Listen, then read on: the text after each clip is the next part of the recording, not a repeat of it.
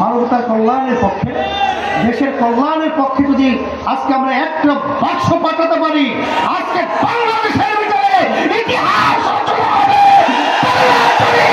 ইতিহাস রচনা করবে। এই লক্ষ্যে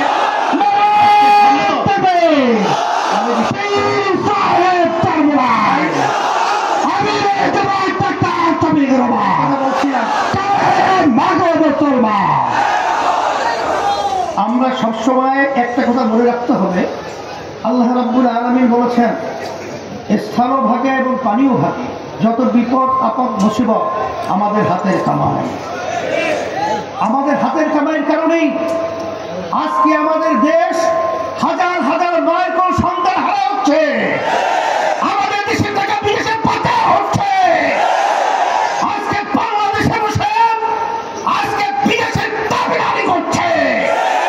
আজকে আমাদের দেশে আমাদের হাতের কামাইয়ের কারণে আজকে 53 বছর 54 বছর আমরা আজকে দেখেছি, স্বাধীন হওয়ার পরেও আমরা পরাধীনতার দিকের মধ্যে আবদ্ধ ছিলাম।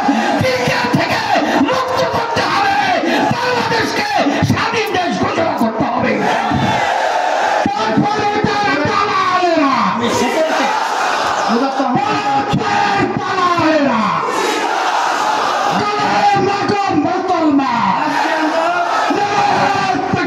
আমাদের আজকে প্রতিজ্ঞা করতে হতো, আজকে আমরা সবাই একাত্রিত এক গলায় আওয়াজ তুলতে হবে, চাঁদাবাজদের জায়গা বাংলার জমিনে হবে না, খুনিদের জায়গা বাংলার জমিনে হবে না, মানবতার বিরোধীদের জায়গা বাংলার জমিনে হবে না ইনশাআল্লাহ। আশাবাদ ব্যক্ত করে সকলকে ধন্যবাদ জানিয়ে আমি দোয়া চেয়ে দোয়া করে আলোচনা শেষ করছি।